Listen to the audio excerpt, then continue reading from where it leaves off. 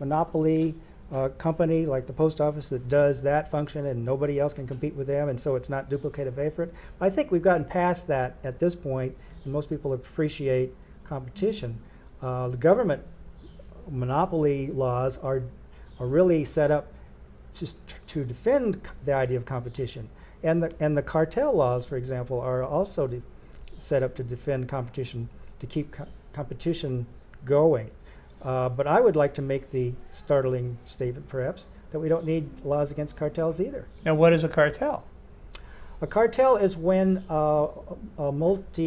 companies get together and decide on the price, or they decide on the service area, or they collude in some way to reduce the competition between them in order to benefit all of them together.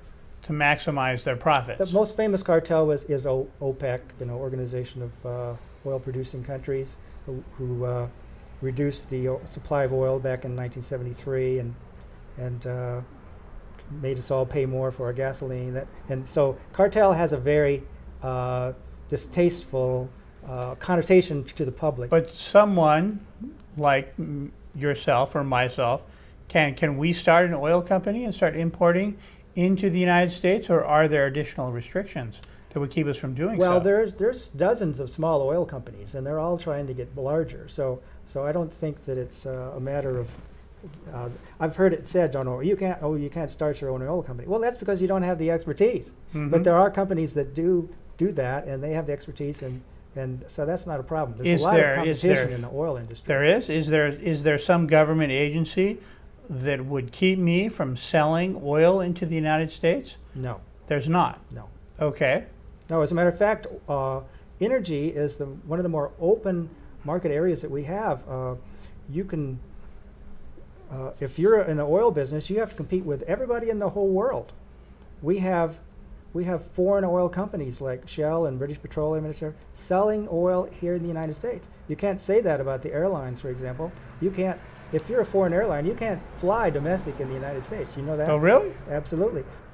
They have a monopoly. Protection. No, well, it's not monopoly because there's a lot of carriers, U.S. carriers. Right. But they're protected from foreign competition. Aha. And the foreigners, I say, like the British and the Scandinavian airlines and the European, they don't do that. They have open competition. Their airlines are healthier than ours. And cheaper? Oh, well, they're healthier.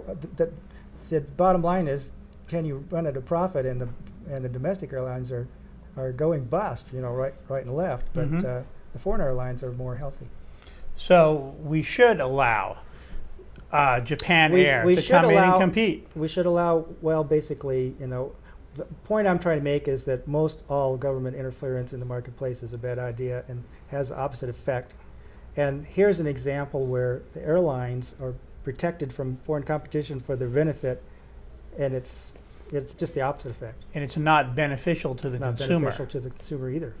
Yeah, I think that there would probably be a huge hue and cry if we allowed foreign airlines to come in, and they would say, oh, well, they're not going to have the oversight, the planes could crash, well, et cetera, et cetera.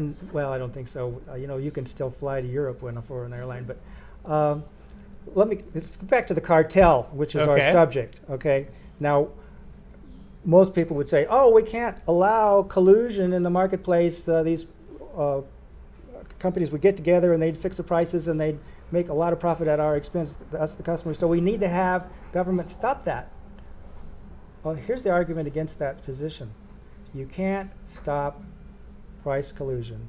No matter what you do, you're going to have it, because companies don't actually have to have a meeting to decide to collude on prices. All they have to do is decide to sell at the price that your competitor is selling at.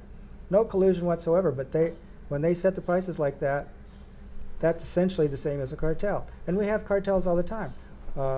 I would argue, this is not from anything I've read, but I would suspect that there's a cartel in CDs, or at least there was for quite a long time, because you go to the store, all the prices are the same. Don't you think that's kind of suspicious? That's true. And then there's always upstart little companies that were selling their CDs for less, when you would go and buy, when people were trying to market other forms of music that weren't as popular, trying to break other forms of music, Yeah, and what happened they to 'em? would put things, sell the records cheaper. Yeah, So that's just basic market mechanism. so there's Okay. always an upstart out there that's going to say, I'm not going to be part of But the the cartel. big companies, you know, the Sony, the Warner Brothers, you name it, I think they all sort of had some kind of agreement that they, weren't going to engage in ruinous competition. It's just my theory. I don't know. The California Milk Board is a cartel that is run by the government. If you're a milk producer, you're forced into the milk board. You're forced to pay for the Got Milk advertising campaign. Mhm. And when was the last time you heard a sale on milk? You know, they don't have sales Right. on milk. Price of milk is controlled, and so that's a cartel.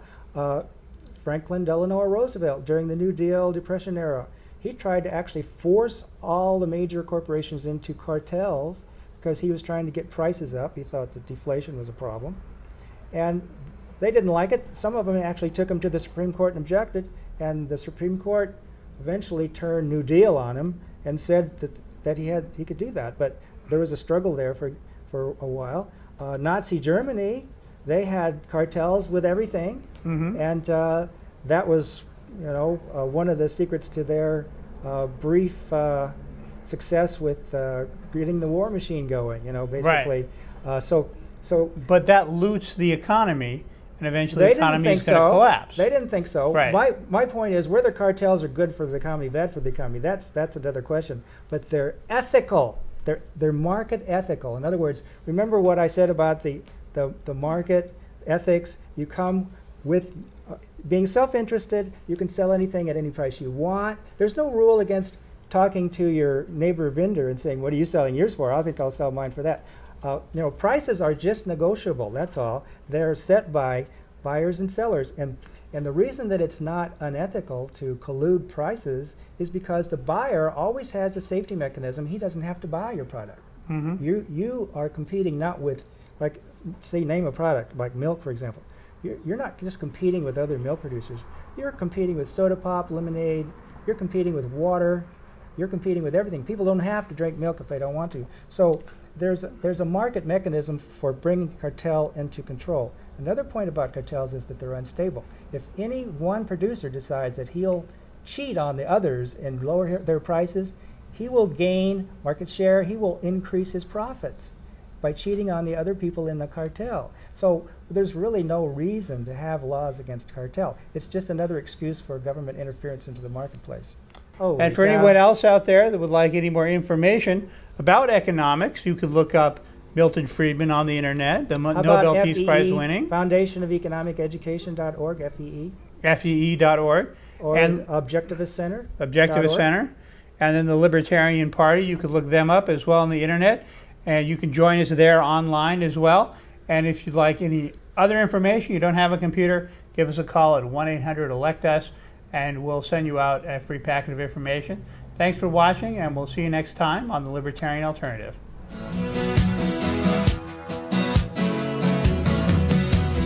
Don't give up. There